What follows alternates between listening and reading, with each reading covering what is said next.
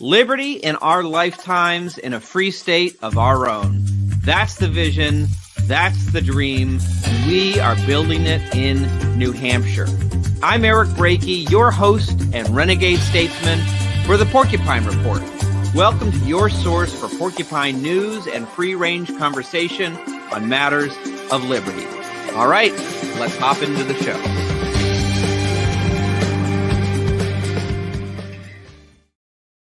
Hey there out there, you porcupines, you. This is your host, your renegade statesman, your executive director of the Free State Project, Eric Brakey, coming to you this evening. Thank you so much for being here today for episode 24 of the Porcupine Report. Going to have a great show as usual this week. I will say before we get into our interview for this week, we got a great guest. I'm looking forward to introducing him to you. I want to tell you, by the time this show airs, which it'll be airing on July 10th, we will be in the very beginning days of Freedom Fest in Las Vegas, Nevada. And of course, I'm going to be there along with our president emeritus of the Free State Project, Carla Garrick. We have main stage time at Freedom Fest to pitch the Free State Project and why people should move to New Hampshire to join us in our efforts here, or to invest in the efforts that we're undertaking to build a liberty homeland, build a free state for those who want to live in liberty. I'm very much looking forward to that. It's going to be a great event. I know that the president of Argentina, Javier Milei, is coming, as well as so many other great folks within the sphere of the liberty movement, both across America and across the world. So while this show is airing, just as that's beginning, if you still have time and want to come out to Las Vegas, Nevada, I'm sure it's not too late. You can get your ticket for Freedom Fest at freedomfest.com. And as a special bonus to you, our wonderful supporters and listeners of the Porcupine Report, if you use the code FSP50 at checkout, you can save $50 on the current attendee price for your Freedom Fest ticket. So that's great. So I hope that you will, I know it's kind of late in the game now by the time you're hearing this, but you could still come out. Vegas is right there. Freedom Fest is ongoing, and it's a great time all around. So, all right. And I will tell you, our next guest is someone who both joined us recently at the Porcupine Freedom Festival, and it was great to introduce him to folks and show him around the Free State community. He's also going to be at Freedom Fest, and his name is Thomas Queter. Now, I've met Thomas over the years at a few different liberty events. When I remember several years ago, he was running as a Libertarian Party candidate for the state Senate in the Empire State of New York, the least free state in America. Good on him for trying to work to change things, though he's always welcome in the free state of New Hampshire if he finds that it's a good opportunity to come and join the actual free state and leave the Empire State behind. I'm sure we'll talk a little bit about that.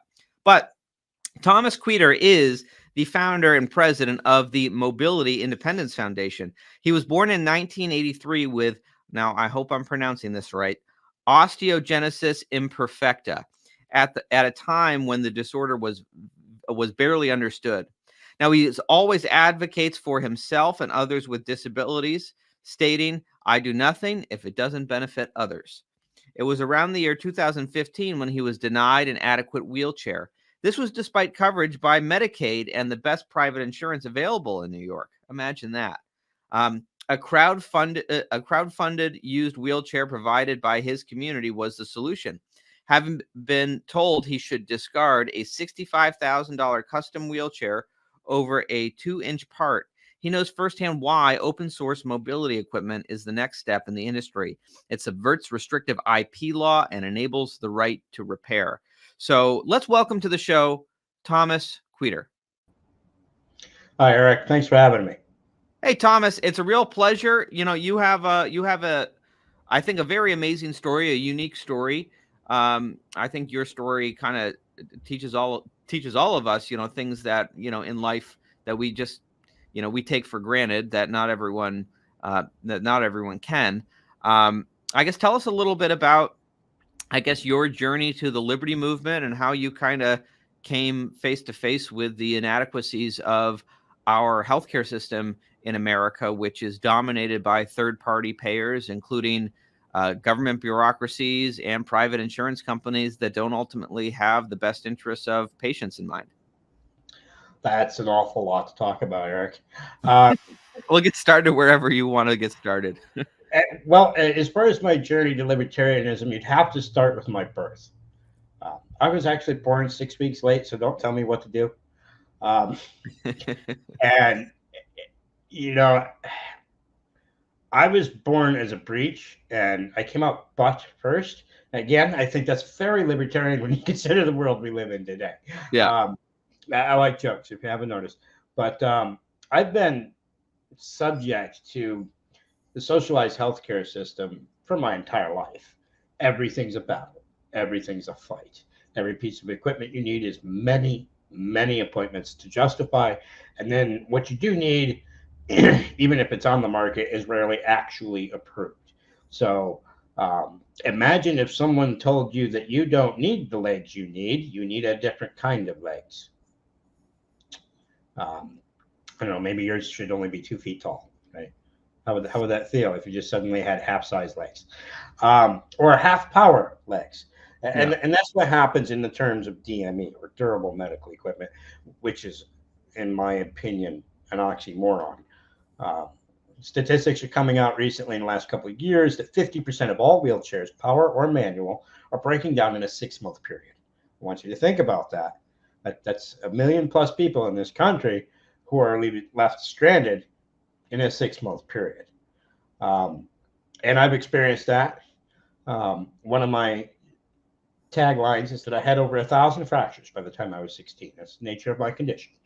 However, I can tell you that at least half, if not more, of those were due to failed equipment. Wheelchairs that fell apart out from under me, threw me on the ground, wheelchairs that took off of their own volition and ran me into a wall. This is a sad state of tech, and we can do better. And that's really the initiative of the Mobility Independence Foundation, is to create mobility tech, such as wheelchairs, but not limited to, we're just starting there, that is easily repaired, not restricted, as you mentioned in the opener. The interesting thing is when your wheelchair breaks down, you have to first call your provider. That's a middleman company that's required. And then you and your provider do battle with your insurance company. And once that approval is there, which can take up to 2 years of an appeals process, then the parts get shipped to the provider, and then the provider makes an appointment to come see you, which, depending on where you live, might be 6 weeks. That's 6 weeks for both appointments. This is how people end up waiting. I think the average is something like 5 months out of every year for wheelchair repairs. What would happen to your life if you sat still for 5 months out of every year? Yeah, I can't imagine that being a very good year for me. Right. And, many of us gain our disability midlife. We already have children and jobs. That means we're not going to be able to keep or regain our children and our jobs. A lot of people lose their families, their homes, their livelihoods, their careers, their purpose in life. And that's the key thing right there. Everybody needs a purpose in life, Eric. I think you know that. You seem to have one. It's what keeps us motivated, and it's what keeps us going. But the reality here is that what we're doing is not terribly advanced. Doesn't have to be. There is public domain IP available through reverse engineer, utilized. There is off-the-rack tech available to modernize. We've done that with our batteries. We've done that with our electrical system. We're actually taking advantage of the EV market, making more robust electronics more available. So the ultimate purpose is to free people. That's it. You need the freedom to pursue what you want or feel passionately about in life, whether that's raising your children or getting your own glass of water. I've been in a situation where I've had to wait 12 hours for a glass of water. I've sat still for 5 years. You mentioned the crowd-funded wheelchair. I had an adequate wheelchair, but the access to repairs and the knowledge necessary to make those repairs, that's the key thing. If you have that knowledge, you can find people that can and will do those repairs. Was not there. So I kept it limping along for approximately 5 years, little by little. And it was enough to get around my apartment, which, it's an apartment. And I grew up on a farm, Eric. I don't like to be stuck inside. It's bad for me. And it's bad for most people. We see this with kids, right? We see this with kids. I know if a single day goes by where I don't manage to get outside, I start to get pretty depressed and grumpy. I can't imagine months going by where you can't leave your home because you can't get your wheelchair across the threshold without breaking bones in your body. Yeah. Or if it just won't go anymore because it needs repair. Yeah. And the key here for me is, and I'm going to ask you a question. I know you're the host, but I tend to flip it around to people a lot. Well, we're just having a free range conversation. Feel free. Go ahead. As long as I don't have to cluck like a chicken. So what is a room you can't leave, Eric? A prison. Yes. Right. That means the nature of our systems are leading people to be imprisoned. And when you are imprisoned and you're reliant on others, what are those others? I mean, I guess you could say jailers or authorities. They're guards, whether they're benevolent or not, right? Even prison guards often care. Not so often usually, but occasionally there are actually good ones who try to do the right thing. So that means that not only can't you leave, but you're now dependent on people that you have to actually trust, right? And they have lives too. They're working. They might have their own kids. And if they're a caregiver through the system, they're getting garbage pay. And not garbage man pay, garbage pay, low pay. That's ridiculous for the level of care and effort and work that it is. And I can tell you that it often leads to negative dispositions and abuse. The number of people I've advocated for who were abused by their caregivers, whether that was family or for pay caregivers, is pretty astronomical, actually. And that's just because the situation is terrible. Well, let me ask you. I know that, I served as the chairman of the Health and Human Services Committee in Maine for 4 years, and certainly, the strongest cases that people make for government funding of certain programs is oftentimes for individuals who are in a situation through no fault of their own where they are permanently disabled, and therefore we need these governmental systems, these socialized systems, in order to kind of help those who can't help themselves. But it sounds like from your case, you found that those systems, maybe despite best intentions, are not built actually in such a way that the people who need the help are actually getting the help that they need. And maybe these systems become, I don't know if it's captured by third-party interests who are making money off of the system, or specifically when it comes to, I know you were telling me when we were sitting down, and I think you said when you were running for state senate in the state of New York, you had some interesting debates with a Democrat opponent or certain Democrats about socialized healthcare, and perhaps they didn't know kind of your status as a disabled individual and what you've actually come up against, the reality of the system. Could you speak a little bit about that? Yeah, so that wasn't a Democratic opponent. I only had a Republican opponent, although you can still, in New York, you can still call him a Democrat. No joke. No, a Democratic state committee member, we were on an issue-based Zoom call for a certain group that had their own initiative. And instead of paying attention to that group's initiative, this person accused me, because I'm a libertarian, of wanting the poor and disabled to die. Hmm. And I started talking about the crowdfunding that actually saved my life. That appropriate wheelchair did save my life. What I was approved for was inappropriate, would have led to injury and becoming bedridden within a few months because it just wasn't appropriate for me to sit in. Something a bureaucrat approved for you, but without actual any regard for your actual needs. Right. And if you're someone who's had experience in the disability realm, you might have heard the term going to the bed. And what that term means is essentially hospice, end of life care. And our equipment can lead us to going to the bed.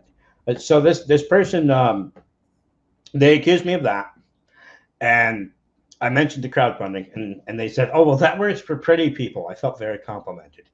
Because again, just like on this show, right? You're seeing me from here up. Eric, you've seen me in person. How do I look? Do I look very disabled?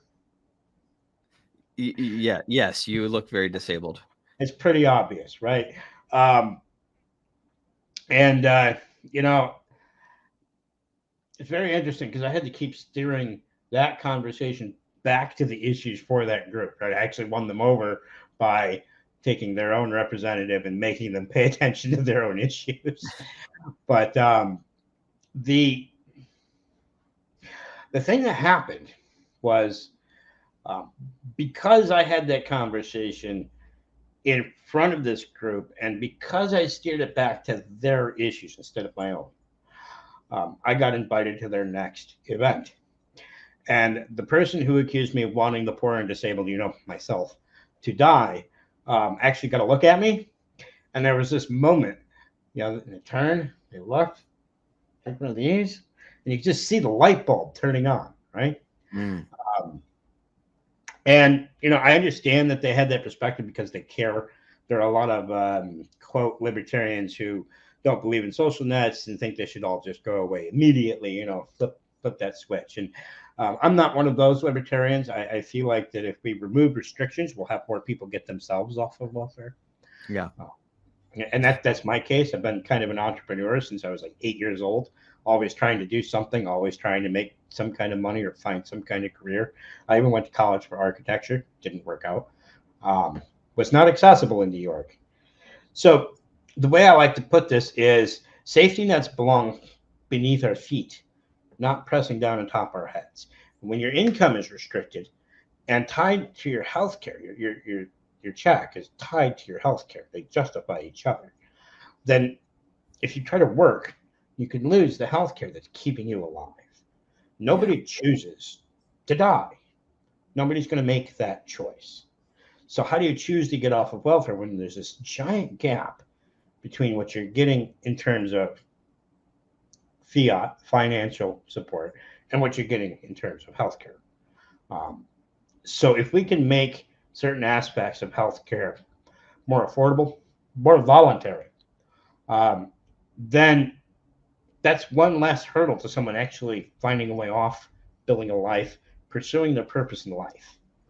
And yeah, I know in Maine we've always called it the welfare cliff. And I'm sure other people call that outside of Maine. That's just my experience with it. But this idea that you can receive so much in terms of government benefits that are yanked away from you the moment you cross an arbitrary income threshold.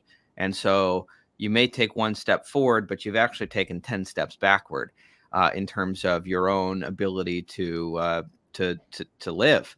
And so it traps people there in this system where you're just kind of like on the hamster wheel. You're running, but you're not getting anywhere. And I like the way you said it. The safety net should be below our feet, not above our heads, not keeping us down. And I'll tell you what I've seen is that of all the welfare programs, that is has the biggest welfare cliff effect. I see the Medicaid program, which is an all or nothing program. You either qualify for 100% or 0%. And of course, when you qualify, the money, it's kind of like when you're enrolled in like public school systems, right? The money flows not to the person who's it's supposedly for. It flows to a giant bureaucracy that's over their heads, that's making decisions for them rather than empowering them to make decisions for themselves. I know when I ran for Congress several years back, this was one of my key things I wanted to change about Medicaid, which is just like, let's do to Medicaid what we've done with school choice. Let's create healthcare choice. If we're going to have a social safety net, if we're going to be putting taxpayer money into it, let's at least do it in a way that's actually helping people and not distorting the entire healthcare system. Let's put money into a health savings account for the individual where and those benefits can scale with income and disability. So it's not an all or nothing. It's something that can taper down as someone becomes more independent of financially. And then they can choose the kind of wheelchair they want to have or whatever their healthcare needs are, rather than this third-party government bureaucracy over their heads. And also, of course, that also means you could fire the third-party government bureaucracy and not have to pay for all these wasteful jobs that add nothing except for this authoritarian control over people's lives. Now, excuse me, I can actually speak to that a little bit. I network with social workers, and this is a very important thing that people fail to realize. A couple of the social workers that are my own social workers have told me that they sign a paper when they take their job, right? And it's part of what you do when you get your job. And it actually stipulates that they're not allowed to compete with Medicaid or Medicare. I have run into one of my own social workers who quit their job trying to get a hospital bed for someone who was on hospice. And he was at the end of life. He was in his 90s. He had a hospital bed. It broke. He couldn't be comfortable without a working hospital bed. And when the systems twice failed to provide a replacement, even though they had already approved him for one, she went out of her way and found 4 donated, brand new, sealed package hospital beds that he could choose from. And they told her that she could not facilitate that. She could lose her job. She could be punished. That's insane. I mean, what is a social worker's job, right? They're there to help you. Why does it have to be only through the system? And, that's disgusting. Actually, one of their coworkers, because the whole office got to know me, one of them actually quit their job to pursue voluntary action. Gotta love that, right? And it's a sad state for social workers. And I want to describe something for people that we often fail to realize. In terms of disability in particular, but also other realms, it is a social worker's job to meet you, befriend you, learn your problems, your needs, and your suffering. And then they go and they file paperwork for approval to help you. And more often than not, that paperwork comes back and denies. Then that social worker's job is to come meet the person that they've befriended, the person they know, the person they care about now, and tell them they're not allowed to help them. Can you imagine how that feels over and over? 10, 20 cases a day, doing that for years? That hurts. And you see this, there are statistics out there you can find. I don't have them in front of me to reference. But social workers, not only because of the nature of the problems they deal with, sometimes it's child abuse and the like, and that's very understandable. But they have a much higher rate of psychological issues, depression, suicide, and of course, an extremely high job rollover rate. They don't last long. They'll go to school for this. They'll spend money to become one. They'll get that job, and then they'll realize, oh, I'm not allowed to help. And just the emotional suffering on them over that is tremendous. And actually, I've driven my wheelchair into specifically disability-related welfare offices full of social workers. And the first thing I notice is that they're all kind of zombied out. And that's because it requires psych meds for them to do their job. They have to stay heavily medicated in order to do their job. I find that just as disgusting as what happens to me. Is because the depression of having to help people but not being able to help them. That's how people are coping. Yeah. Well, it's not just coping. I mean, it's semi-required. If you're showing emotional issues at work in these kinds of places, they require you to go to the doctor. And what is the doctor going to do? It's just going to treat the symptom. In Yeah. fact, they do the same thing to people with disabilities. Psych meds are, in my own opinion, as someone who has advocated for many, many other people, uh, they are used as the simple fix for all of the problems that I talk about, right? You're stuck in your home. Yeah. You can't parent your children. You've lost everything you had. Oh, this pill's going to fix it. It'll make you feel better, right? It doesn't really make you feel better. It just numbs it. You know, I've I'll just say, speaking on that, of course, I'm no expert on this, but I know, like so many people, these drugs are more common in people's lives than I think at any point in human history. Certainly, I mean, you hear about how many kids are on these drugs, and I know, people that I know and love, there have been hard choices to be made, like, do you put someone on these drugs or not? But what it kept coming back to me kind of in these decisions is this actually helping the person who is suffering, or is this just making them more easily controllable and containable and less of a bother for everyone around them? And Yep. I think that oftentimes it's the latter.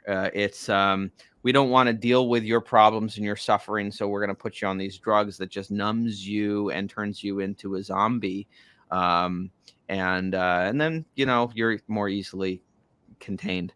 And I think it's a tragedy when that happens. I understand with difficult cases why people might be tempted to go in that direction, but Right. I'm Well, not saying that's every case, but I do think that's some cases.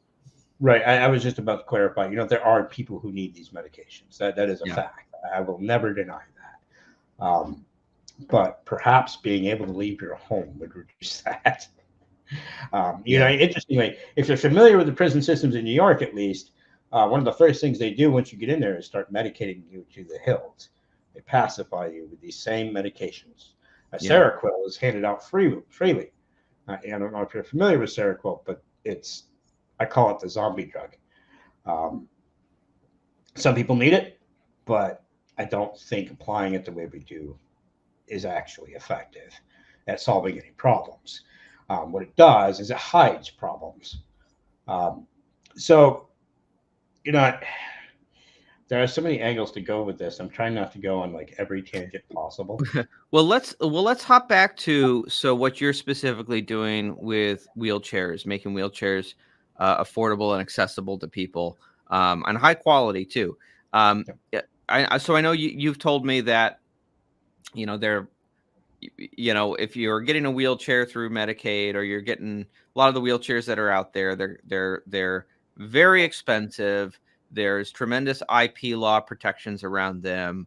But you found a way to just kind of sidestep that whole system, and tell us a little bit more about that and how this potentially benefits people who are sick of getting kicked around by the bureaucracy. So, first of all, I have to make the hard statement as a libertarian. My goal is to put a crack in socialized healthcare that can widen. You start with what's simple and doable, and you just do it. And it makes an example, and then people start thinking about other things in other ways. And that's my hope. But when it comes to mobility equipment, there's a few aspects to look at here. One, there is some very good equipment that's no longer made, and that IP is in the public domain. That can be reverse engineered, upgraded, turned into an open source design, and released free to the world. That's our number one right there. That's the first thing. Our number two, um, there are nonprofits across the country. Every state has multiple, if not dozens, of these who are repairing wheelchairs for free to try to pick up the pieces of our failing system. I talk to people all the time that they're disgusted by how hard it is for them to get the information as a nonprofit to fix a wheelchair for an individual. Um, but they figure it out one way or another, right? Most of them are retired engineers or just generally handy with tools, and it's not that difficult. It's pretty simple. Um, and I was kind of doing that myself for my own chairs because of the time frame. I'm a libertarian to find solutions to solve problems, and I can remember the first time my drive motor went in the wheelchair I'm actually sitting in. Um, it was like $5,000 through the system, and God knows how many months of a wait time just to get a replacement motor. And I discovered very quickly that the guy running an illegal auto shop out of his garage up the road is capable of removing that motor, and he did that for free. And the farm store that does small motor repair was capable of completely refurbishing that motor for about $100, and it took me about a week. A Wow. week, some help, $100, and that's the difference between $5,000 and many months of waiting. That was really what started my mind rolling with this.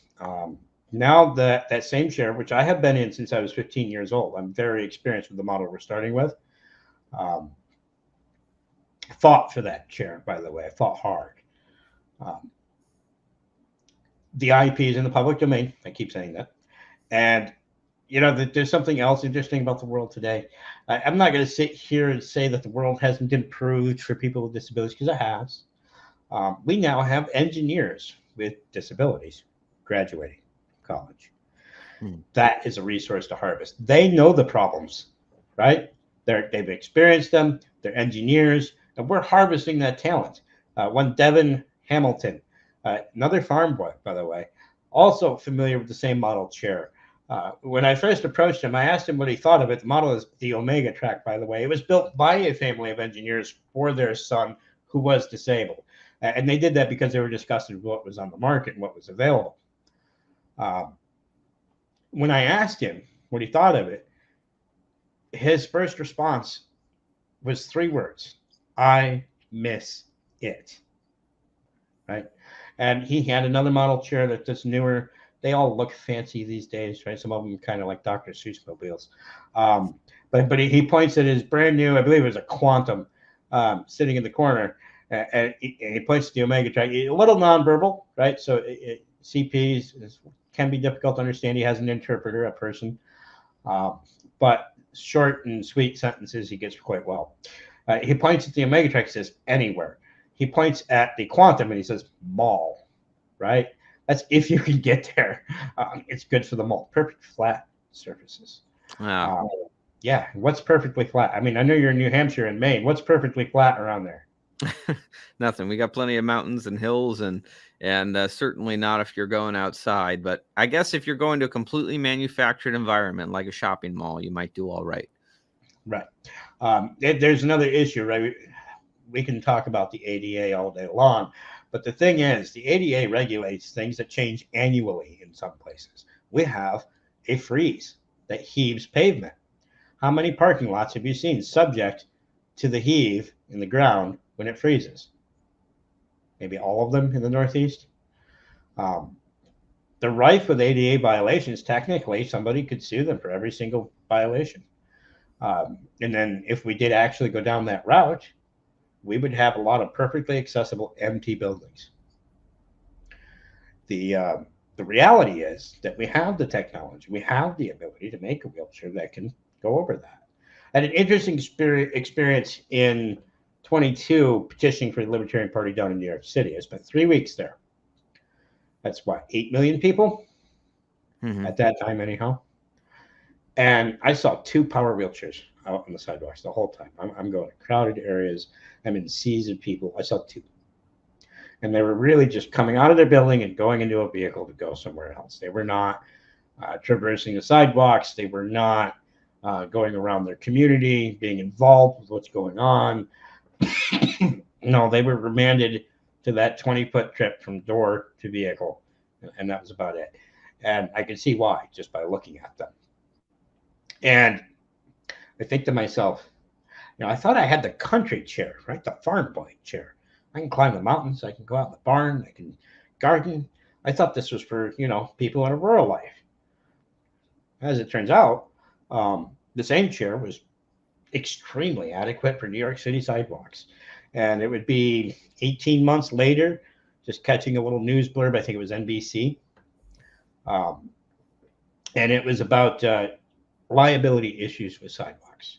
So what happens is that the city comes through and they put in a sidewalk. And they place the liability of the maintenance that they don't allow the landowner to do on the landowner. Then the city comes through and plants trees next to it. Trees grow. Have you ever seen a sidewalk lifted up by a tree root? Oh yeah. Right? And they were talking specifically and showing one.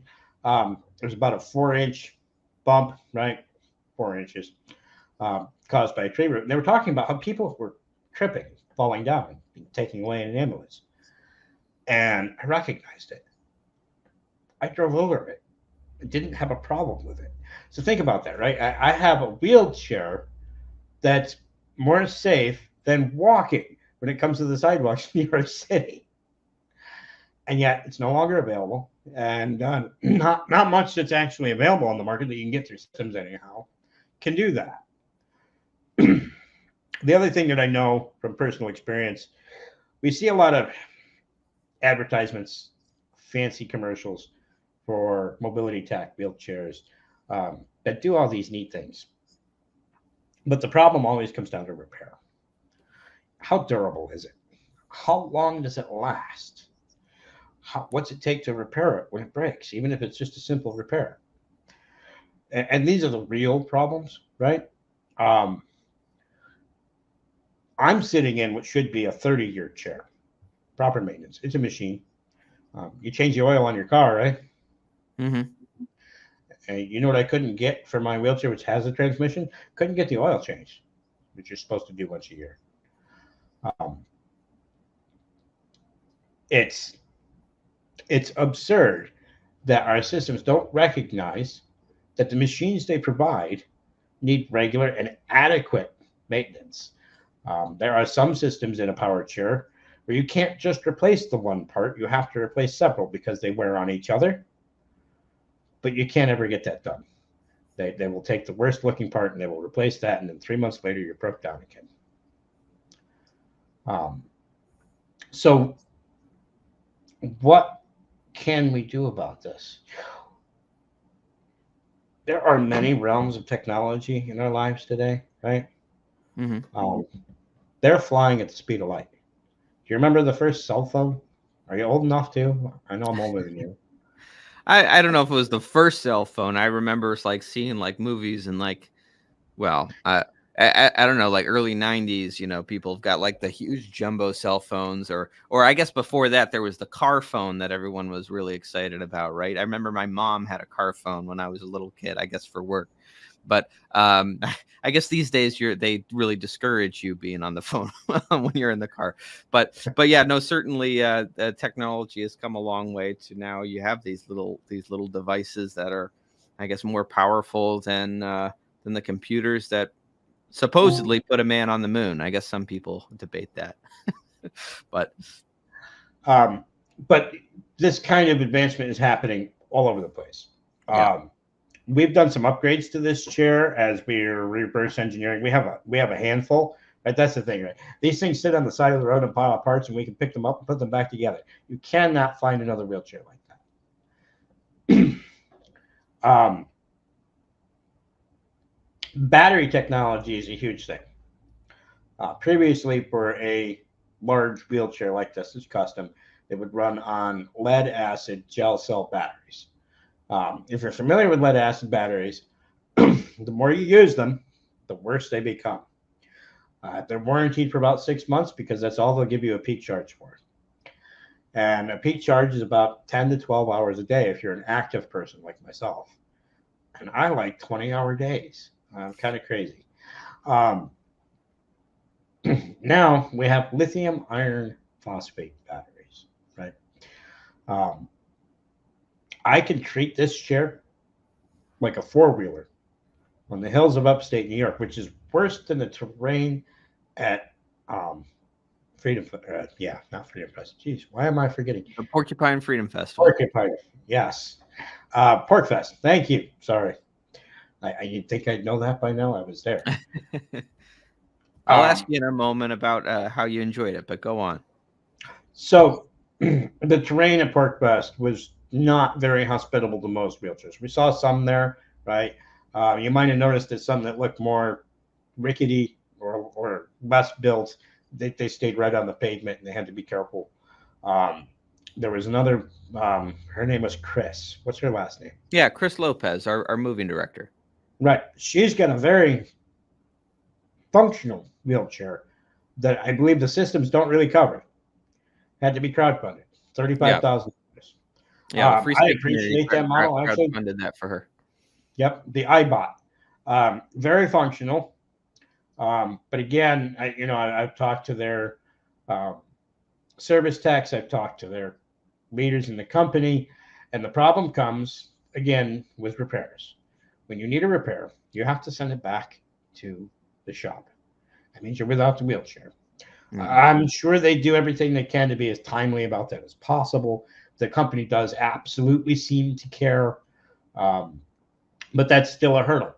I appreciate the technology that's in it, but when I look at it and I think about using it, I think, I'm just going to be left in a lurch when it needs a repair. The thing is, as capable as that chair is, the chair I'm sitting in, as far as terrain is concerned, minus walking up steps. Mine doesn't walk up steps. It went everywhere that one did. And not everybody needs to go up and down steps in a wheelchair. It's not even, to me, the most practical feat to attempt. You're on wheels. There's steps. There's some very obvious hazards there. It's great that it can handle it. If I were to use one for that manner, I would limit it to just a few steps. I would not want to fall down a flight of steps. Takes a lot of training to know how to use it on steps. And, I'm not trying to run the product down because I think it's amazing, and I won't lie about that. But if we can crowdfund a $35,000 wheelchair like that, then why can't we set up a fund to give other kinds of wheelchairs? Manual wheelchairs are also a huge problem, and we've been collecting user data and testimonials since the other weekend in Chicago. And that's what we're hearing. It doesn't matter if it's power or manual. It's the same repair problems. It's the same parts sourcing problems.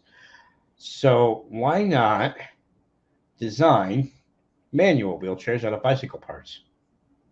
Bicycle shops are pretty much everywhere. That makes them repairable.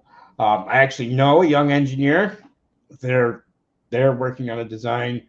It's a power assist device for manual wheelchairs.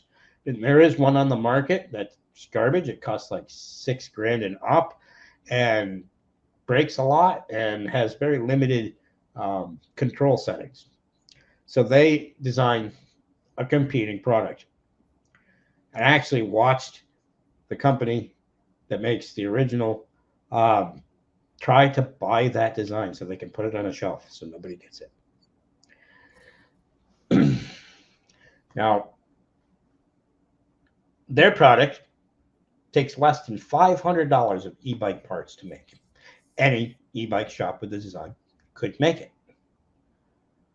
That's a largely voluntary solution when you think about it. How hard is it to get people in your community to put $500 together so you can leave your home? Now, I want to talk about that with the manual chair situation quite a bit here. To get approved for a power chair, you have to be incapable of taking a step or two. When you're using a manual chair and you try to leave the home, everything becomes much more difficult. Doesn't matter if it's a sidewalk, the grass, the ramp. It is actually more difficult for most people, unless you're very fit. And I know some people in manual chairs who are very fit and they do amazing things, but that's not everybody. You might be a stroke victim. You might have Ehlers-Danlos syndrome. You might have some other form of weakness, right? And if you have some other form of weakness and you can take a step or two, you're not going to get that power chair. And then you're what? You're stuck in your home, right? At least predominantly. And we like to think that it's so easy and that everybody will just help you. And it's not. That's not the way that it works. Everybody might want to help you, but they may not actually be capable of helping you. They may not have the time. They may not have the availability. They may not have the strength. They may not know how to do it appropriately so that you don't get hurt. And that's where giving people that sense of independence, that ability, I hate to go Christian on everybody here, but you can give a man a fish or you can give him a fishing pole and tackle. And most of us want that fish and pull and tackle. We don't want to take yesterday's fish. It smells bad. Um, and I think that's where our systems go wrong. We think everything is charity in the means of throwing crumbs at those who are in need Right. and thinking that's enough. And Right. I think that if we facilitate people to pursue their own goals, to pursue their own independence, everything will be better for most people. And here's one anecdote real quick. I had a physical therapist when I was a child, and they gave me the best advice I've ever gotten in life. Find your independence, or else you'll end up in an institution. And they weren't wrong. They weren't wrong at all. I know that has always seemed to me, I mean, disability or non-disability, that has always seemed to me one of the worst things about the way that our overall welfare systems are set up, is that they are often set up envisioning that people, I mean, will always be dependent on the system, and so they're designed in such a way that tends to keep people dependent on the system. And certainly some people, there are some people who certainly will always need help of some kind or another, and that might be help that comes from the state. Maybe until we build our perfect Ancapistan, where we have all of our parallel institutions and our voluntary social safety nets. One day, New Hampshire will probably build it first, but certainly, but when you are building systems that are set up this way, and you are catching a lot of people in that system who just need a little bit of a helping hand for a little while to get into a place of independence, but instead you are keeping them dependent. You are not, in fact, helping that person. You're trapping them in a life where they cannot self-actualize, where they cannot really pursue their higher level needs, right? And kind of the Maslow's hierarchy of needs sense.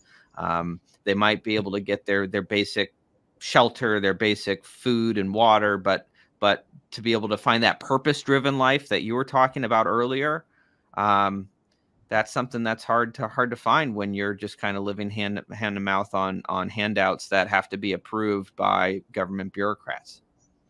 Yeah, I absolutely believe in hand-ups instead of handouts. I really do my best not to take any help I don't absolutely need. I've removed myself from most of the medical systems. That there's one treatment that I get that I had to circumvent the FDA for when I was 15 to start receiving. And that's really my last reliance on it. And I've actually switched to a different drug in that family. It increases bone density to dramatically lower the cost.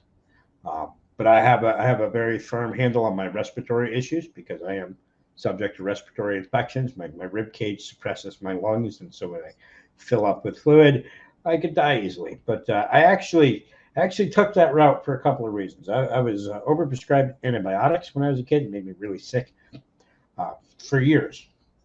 And I had 2 stints in the hospital, one with the flu and one with pneumonia. And this is key here: compassion in care, right? What is compassion?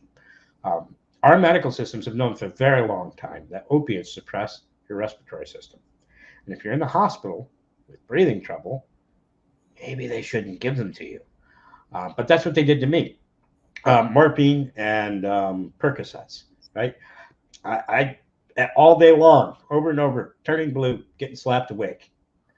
That's not cool, man. If I'm having trouble breathing, don't suppress my breathing. There's an I can't breathe joke here, but I'm not that guy. But they do that out of compassion, like compassion. It's compassion to give you opiates because it's a painkiller. And I don't want opiates banned. If grandma's dying and grandma asks for smack, I say get granny some smack, right? Go right to the street corner, do it. I don't care. But in my case, I was actually prescribed an overdose of opiates when I was 8. Caused me to try to die. It put me out of my head. I had a 20-year problem with prescription opiates because every time I turned around, they were giving them to me. And when you're a kid, your parents are also very compassionate. They're trusting the doctor because they don't have a medical degree. That was a problem. I got out of that, right? I got away from it. I told all my doctors, no more opiates. Don't offer them. I'm done with it. went in for a sinus infection about 2 years after I got free of opiates. And my primary doctor offered me OxyContin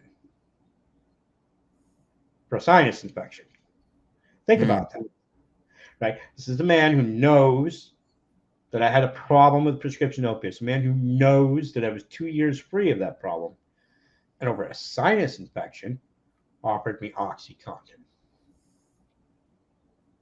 That's because there's money involved, right? We all know that. That's not compassion. That's mistakes, right? Yeah.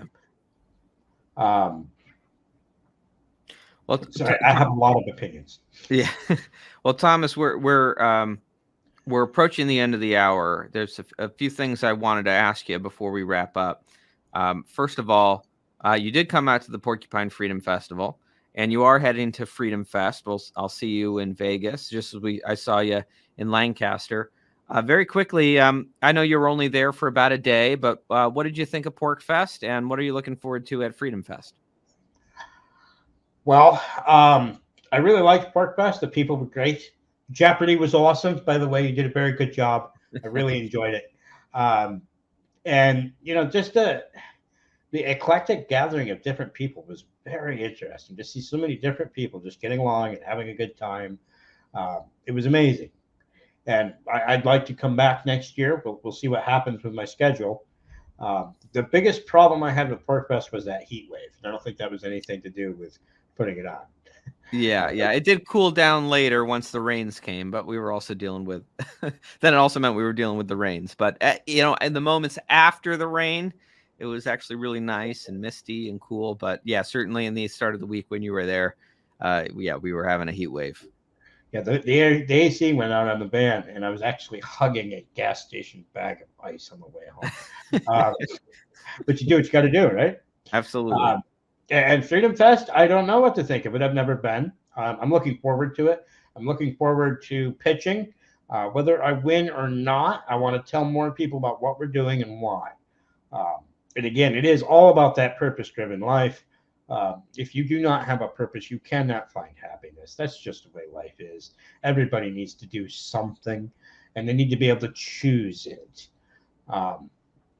So to wrap up, it's themif.org for our website, which needs a refresh.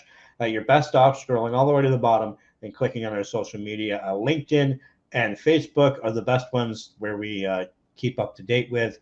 We have many others, but we need people to help run our social media, by the way. You can volunteer. We are seeking to break a specific and cruel sector of socialized medicine. And I think we can do it. I really do. I've done it for myself, and I want to create something that applies it to others. I want to set the people who have the problems free enough to solve those problems. Because the more we get to people who have those problems working on solving the problems, the quicker those problems are going to be solved. And I will leave you with one last bit.